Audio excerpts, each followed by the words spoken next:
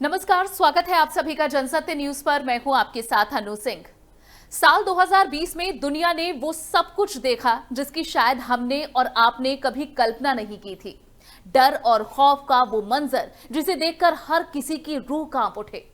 इस डर और खौफ का सबसे बड़ा कारण बना है कोरोना वायरस। ये वही कोरोना वायरस है जिसने चीन से शुरू होते हुए इटली, स्पेन और अमेरिका समेत दुनिया के उन ताकतवर देशों में भारी तबाही मचाई जो अपनी ताकत के बूते दुनिया को अपने इशारों पर नचाने का मादा रखते थे।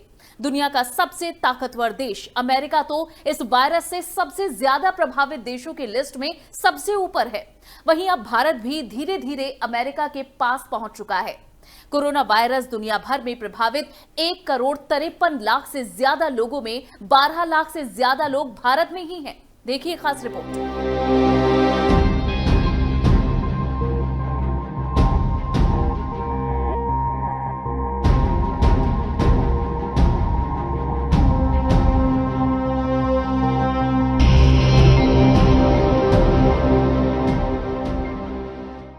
भारत में 2 मरीजों से शुरू हुआ कोरोना वायरस का सफर आज 12 लाख के आंकड़े को भी पार कर चुका है।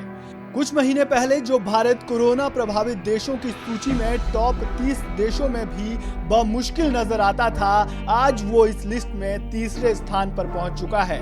कोरोना वायरस की रोकथाम के लिए भारत ने भी वो तमाम रास्ते अपनाए जिसके दम पर दुनिया के कुछ देश कोरोना पर लगाम लगाने में भी कामयाब हुए। लेकिन भारत में स्थिति दिन व दिन बद से बदतर होती जा रही है। दुनिया भर में कोरोना वायरस से प्रभावित देशों की सूची में भारत से ऊपर सिर्फ अमेरिका और ब्राजील ही है।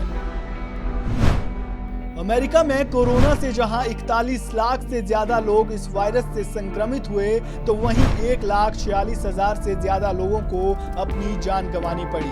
इसके अलावा ब्राजील में कोरोना वायरस से 22 लाख से ज्यादा लोग संक्रमित हुए, जबकि 82,890 लोगों को इस वायरस के चलते अपनी जान गंवानी पड़ी।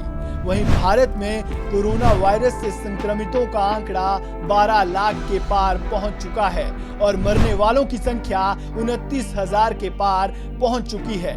इसके अलावा अब तक कोरोना वायरस से 7,84,267 मरीज ठीक होकर घर जा चुके हैं। भारत में हालात कितने खराब हो चले हैं, इस बात का अंदाजा इससे लगाया जा सकता है कि पिछले 24 घंटे में कोरोना वायरस के 45,720 नए मामले सामने आ चुके हैं, जबकि 1,129 लोगों को अपनी जान भी गंवानी पड़ी। ये स्थिति इसलिए भी डराने वाली है क्योंकि भारत में कोरोना वायरस का पीक अब तक नहीं आया है। साथ ही कम्युनिटी ट्रांसमिशन भी भारत में शुरू नहीं हुआ है। इस समय कोरोना संक्रमित मरीजों के सोर्स की पहचान की जा सकती है, जबकि कम्युनिटी ट्रांसमिशन की स्टेज में कोरोना वायरस से संक्रमित हुआ व्यक्ति के सोर्स का पता लगा पाना बेहद मुश्किल हो जाता है। विशेषज्ञों की माने तो जून जुलाई के महीनों को कोरोना का पीक माना जा रहा था। कोरोना वायरस के मामले लगातार बढ़ तो रहे हैं, लेकिन इसे कोरोना का पीक नहीं कहा जा सकता। हालांकि दिल्ली के स्वास्थ्य मंत्री सत्येंद्र जैन की माने तो दिल्ली में कम्युनिटी स्प्रेड शुरू हो चुका है। दिल्ली सरकार द्वारा करवाए गए सीरो सर्वे के नतीजे बेहद चौंकाने वाले सामने आए हैं। इसके मुताबिक दिल्ली में हर चौथा व्यक्ति कोरोना संक्रमित पाया गया है, लेकिन केंद्र सरकार ने अब तक इसकी घोषणा नहीं की है। ऐसे में अगर समय रहते हालातों पर काबू नहीं पाया गया तो आने वाले समय में स्थिति और भी भयानक हो सकती है। भारत ने भी अन्य देशों की तरह कोरोना वायरस की रोकथाम के लिए तमाम तरह के प्रयास किए। टेस्टिंग को लगातार बढ़ाया, लॉकडाउन भी लगाया और लोगों को 2 गज की दूरी और मास्क लगाने का महत्व भी समझाया। बावजूद इसके अब तक कोरोना वायरस पर काबू नहीं हो सका। विशेषज्ञों की माने तो भारत में अभी हालात और बिगड़ सकते हैं और भारत कोरोना संक्रमितों और मरने वालों के आंकड़े भी तेजी से बढ़ रहे हैं। अब यहां पर सवाल ये उठता है कि अगर हालात बिगड़ते हैं तो क्या भारत उसे संभालने की स्थिति में है या नहीं। भारत में हर गुजरते दिन के साथ कोरोना वायरस के मामलों में लगातार इजाफा हो रहा है। इसी का नतीजा है कि बीते 24 घंटों में भारत में कोरोना के 45,000 से ज्यादा मामले सामने आ चुके हैं। भारत के 3 प्रमुख राज्य दिल्ली, महाराष्ट्र और तमिलनाडु में कोरोना वायरस के मामले कम होने का नाम ही नहीं ले रहे हैं। हालांकि इन्हें रोकने के लिए भारत ने टेस्टिंग तो बढ़ा दी है, लेकिन बावजूद इसके कोरोना पर अब तक काबू नहीं पाया गया है, जिसका नतीजा है कि कुछ राज्यों ने फिर से लॉकडाउन का सहारा लिया है। लेकिन इससे स्थिति सुधरेगी ये भी कहा नहीं जा सकता। अब ऐसे में सवाल ये उठता है कि अगर हालात और बिगड़ते हैं तो क्या हमारी सरकार या स्वास्थ्य व्यवस्था उसे संभालने की स्थिति में होगी या नहीं। बिहार और देश के कई अन्य हिस्सों से आती तस्वीरों ने हमारी स्वास्थ्य व्यवस्था की पोल खोल कर रख दी है। जो बिहार पहले सब ठीक होने का दावा करता रहा, वही बिहार अब कोरोना वायरस की स्थिति से निपटने में बेबस नजर आ रहा है। आलम यह है कि सुशासन बाबू ने केंद्र सरकार से मदद की गुहार लगाई है। बिहार के अलावा देश के अन्य हिस्सों में भी स्थिति लगभग एक समान है।